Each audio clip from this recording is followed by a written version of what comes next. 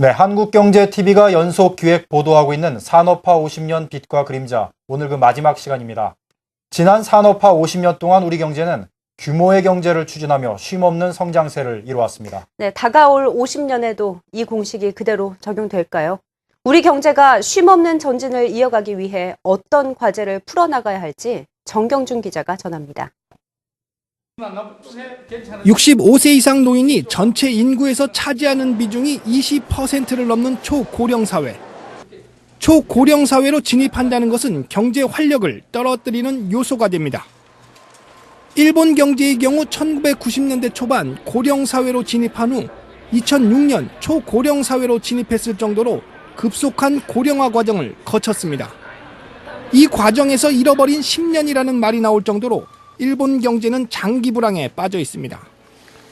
우리의 경우도 일본의 전철을 밟을 수 있다는 우려가 곳곳에서 제기됩니다.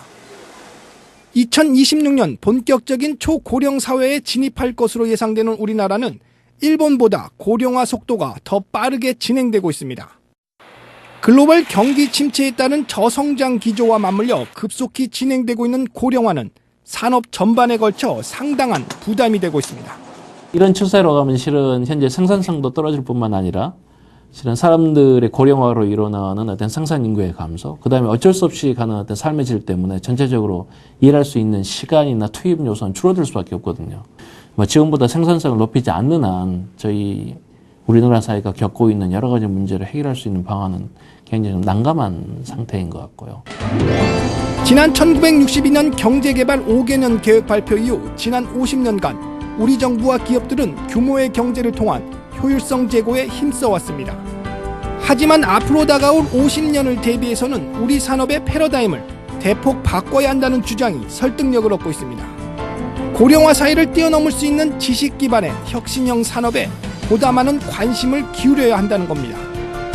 특히 IT 기반의 산업 융복합화와 소비자의 웰빙 트렌드를 감안한 산업 분야가 혁신형 미래 산업으로 부각되고 있습니다. 스마트 기능을 이용한 지능형 센서 산업 같은 것을 예로 들 수 있겠고요.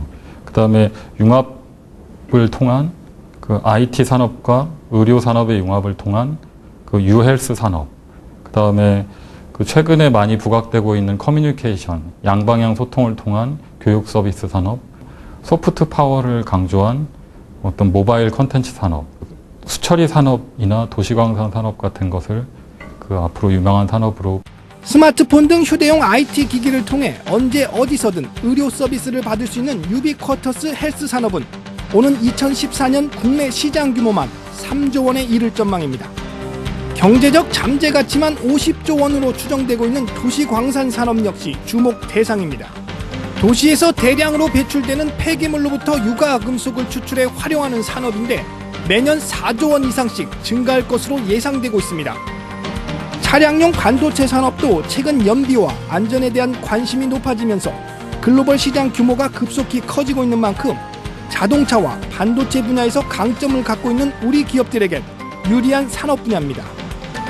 그러나 이러한 혁신 산업이 우리의 확고한 미래 성장 동력으로 자리 잡기 위해서는 해결해야 할 과제가 한두 가지가 아닙니다. 지적재산권을 좀 보호하는 많은 인재들이 좀 유입돼서 부가가치를 창출할 수 있는 이런 구조. 미래라는 화두를 가지고 고민할 수 있는 미래 준비 기본법이라 할까요? 이런 식의 것들이 조금 하나 있었으면 좋겠다. 산업화 50년을 맞은 지금 우리 산업은 위기냐 기회냐는 기로에 서 있습니다. 위기를 기회로 한 단계 도약하기 위해서는 미래 성장 동력 확보를 위한 구체적이고 중장기적인 플랜 마련이 시급해 보입니다. 한국경제TV 정경준입니다.